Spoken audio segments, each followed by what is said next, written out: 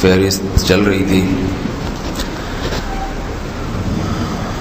قرآن مجید میں ہے ان اللہ لا یستحی من الحق، کہ اللہ تعالیٰ حق بات بیان کرنے سے حیا نہیں کرتے. حدیث میں بھی بعض ایسے مسائل کو اللہ کے رسول نے بیان کیا ہے صلی اللہ علیہ وسلم نے جو بظاہر حیا کے خلاف ہیں، مگر اس لیے بیان کیا کہ اگر آپ صلی اللہ علیہ وسلم بیان نہ کرتے تو لوگ ان بے شرمی کے کاموں میں مبتلا ہو جاتے. اسی وجہ سے میں بھی یہ ہمت کر رہا ہوں کہ ایک اور ایسا گناہ جس میں لوگ مبتلا ہیں، اور وہ ہے حیا کے خلاف، مگر ہے بہرحال شریعت کا مسئلہ اور لوگ اس میں گناہ میں مبتلا بھی ہیں، اس لیے بتانا ضروری ہے. وہ یہ ہے کہ لوگ شادی کے بعد بھی، آج کی نوجوان نسل زوجہ سے، بیوی سے غیر فطری طریقے سے ہم بستری کرتے ہیں. انٹرنیٹ پہ بیہودہ فلمیں دیکھتے ہیں تو جو چیز انگریزوں کی دیکھ رہے ہیں کہ ان کے کلچر آہستہ آہستہ میڈیا کے ذریعے ہمارے معاشرے میں بھی آ رہا ہے. اللہ کے رسول صلی اللہ علیہ وسلم نے لعنت فرمائی ہے، ایک روایت میں ہے کہ اللہ اس کی طرف دیکھے گا نہیں کہ جو اپنی زوجہ سے پچھلے راستے سے ہم بستری کرے گا. یہ بیماری بھی، یہ گندگی بھی لوگوں میں پھیلتی جا رہی ہے، خاص طور پہ جن کو لڑکوں سے بدفعلی کی عادت پڑ جائے تو وہ زوجہ سے فطری راستے سے ہم بستری نہیں کرتے. اللہ نے فرمایا کہ نساؤکم حرث لکم، یہ تمہاری زوجات ہیں، بیویاں ہیں، یہ نسل بڑھانے کے لیے ہیں. تو اسی راستے میں انسان اپنی خواہش کو پوری کر سکتا ہے جس راستے سے نسل بڑھتی ہے.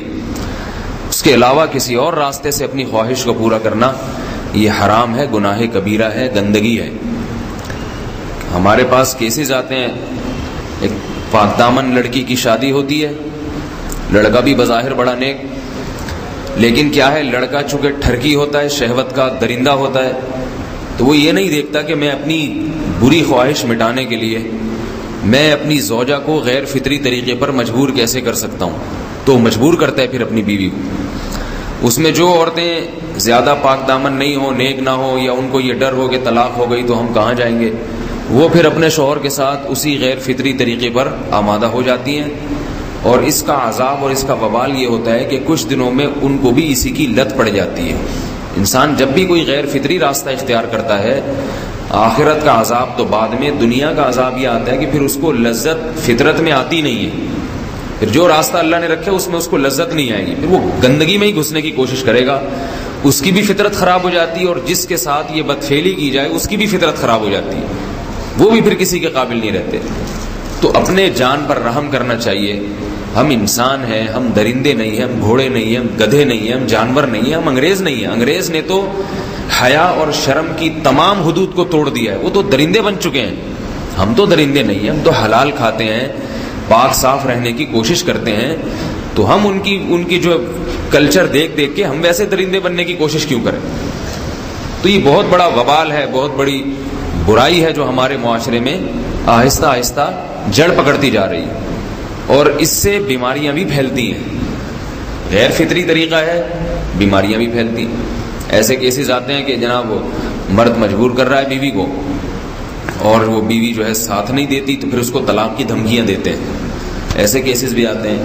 اور یہ بھی آتا ہے کہ مرد جب اپنی بیوی کو غیر فطری طریقے پر مجبور کرتا ہے، بیوی آمادہ نہیں ہوتی، تو مرد پھر یہ دھمکی دیتا ہے کہ بھائی میری خواہش تو تم سے پوری ہوتی نہیں ہے، پھر میں دوسروں کے پاس جاؤں گا. تو یاد رکھیں، جس عورت کا شوہر یہ دھمکی دے اس کو کہ میں زنا کروں گا اگر تم نے میری خواہش پوری نہیں کی غیر فطری طریقے سے، تو عورت اپنے شوہر سے کہہ دے کہ جاؤ تم کہیں اور جا کے منہ کالا کرو، تمہاری فطرت میں گندگی ہے تو یہ مجھے گندا بنانے کی کوشش نہ کرو. اس کو زنا کرنے دیں، وہ اللہ آخرت میں اس سے بھگتے گا. ہر بیماری کا اللہ نے علاج رکھا ہے. اللہ کے رسول صلی اللہ علیہ وسلم نے فرمایا، صحیح بخاری کی حدیث، ما انزل اللہ من داء الا انزل له دواء، کوئی بیماری ایسی نہیں ہے جو اللہ نے نازل کی ہو اور اس کے لیے دوا نہ رکھی ہو دنیا میں. تو اگر کسی کو ایسی لت پڑ گئی ہے غیر فطری کام کی تو اس کو چاہیے کہ وہ اپنا علاج کرائے، ڈاکٹر سے بھی رابطہ کرے. اور سب سے بڑا علاج یہ ہے کہ کچھ وقت صبر کرے گا، چھوڑ دے گا کچھ عرصے کے لیے، تو خود بخود آہستہ آہستہ صحیح ہو جائے گا. ایک آدمی شراب کا عادی ہے، ایک علاج تو یہ کہ ڈاکٹروں سے رابطہ کرے، اور بہترین علاج کیا، چھوڑ دے۔ کتنے دن تڑپے گا؟ 1 دن 2 دن 3 دن 4 دن 1 ہفتہ 2 ہفتہ، بہت زیادہ سال ہو جائے گا نا، اس کے بعد خود بخود ٹھیک ہو جائے گا۔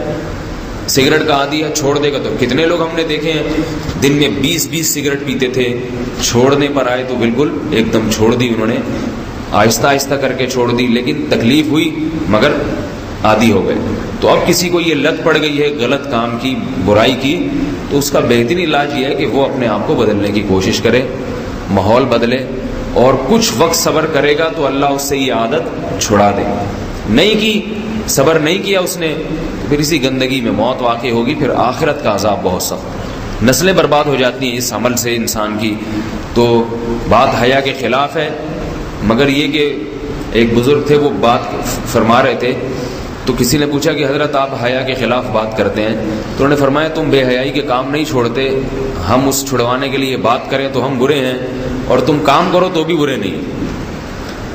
برائی کا کام کرنے میں برا نہیں بنتا، اور برائی کے خلاف بولنے والا برا بن جاتا ہے کہ دیکھو یہ کیسی باتیں کر رہے ہیں۔ تو بھائی باتیں ہیں اس لیے ہیں کہ یہ معاشرے میں یہ برائی پھیلتی چلی جا رہی ہے، اور یہ ہماری اپنا کلچر نہیں ہے، یہ امپورٹ ہو رہا ہے باہر سے، یہ امپورٹ ہو رہا ہے، یہ وہاں میڈیا کے ذریعے آ رہا ہے۔ تو وہ چیزیں دیکھا نہ کریں اور ان لوگوں سے دور رہا کریں۔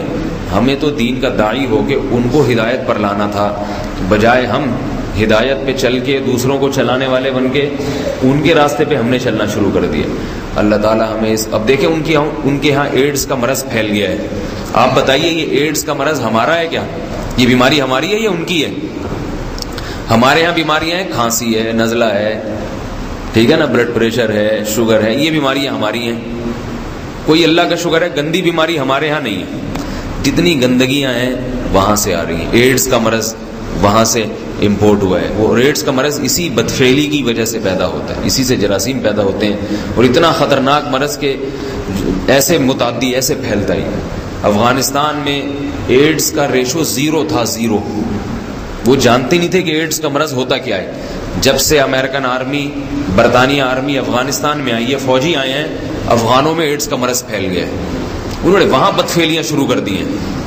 تو وہ تو حالانکہ ان کے لیے زنا کتنا سستا ہے، کتنا سستا ہے نا ان کے لیے زنا، پھر بھی وہ لڑکوں کی طرف مائل ہوتے ہیں۔